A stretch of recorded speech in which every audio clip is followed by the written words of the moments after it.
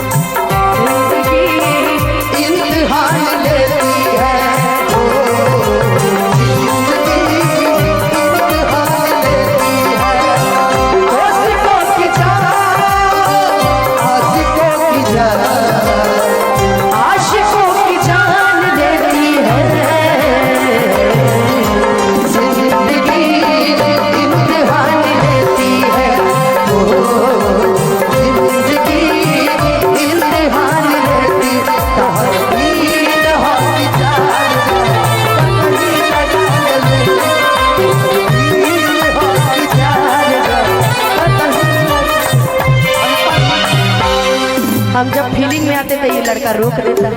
इसका पक्का इसका घर का स्थिति ठीक नहीं है। नजरिए कया है भैया हो बेचारी रोने वाले हैं देखो कि नजरिए हया है नजरिए कया है नजरिए हम नजरिए सजा है कि नजरिए नजर से नजर के मिलावे लाल आ नजरिए के मारल केहू बचिए न पावे कब न मुस्कुरालू तू छन में रूठ चालू तू जरती जैसे दिया हो वैसे बुत चालू तू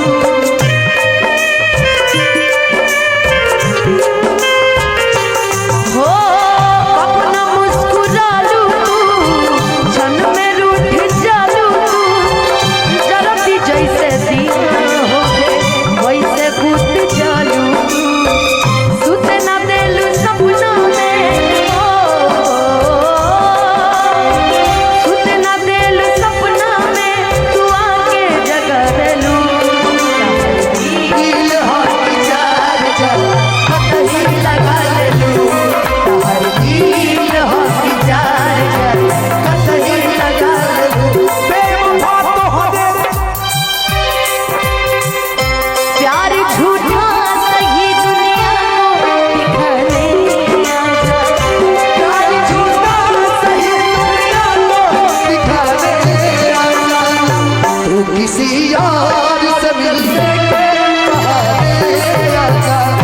तू किसी यार से मिलने के बहाने आजा कि इश्क किया बदनाम हो गए इश्क किया बदनाम हो गए चर्चे हमारे सरेआम हो गए और जालिम ने दिल उस वक्त तोड़ा जब हम उसके इश्क के गुलाम कि मेरे कब्र में दीपक जलाने आए पर दीपक बुझा के चल दिए कि मेरे कब्र में दीपक जलाने आए पर दीपक बुझा के चल दिए इतने बेदर्द न मिले कि दीपक का तेल भी अपने सर पे दबा के चल दिए सुनाए सनाम कि हलुमारी यारी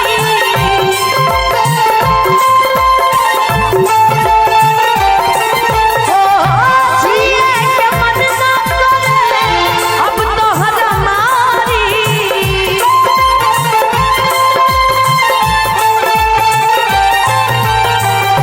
हम करी प्यार तो हंसे तू तो सजा देलू हम करी प्यार तो हंसे तू तो सजा देलू भैया ताहर दिल हो चार कतही लगा ले ताहर दिल हो चार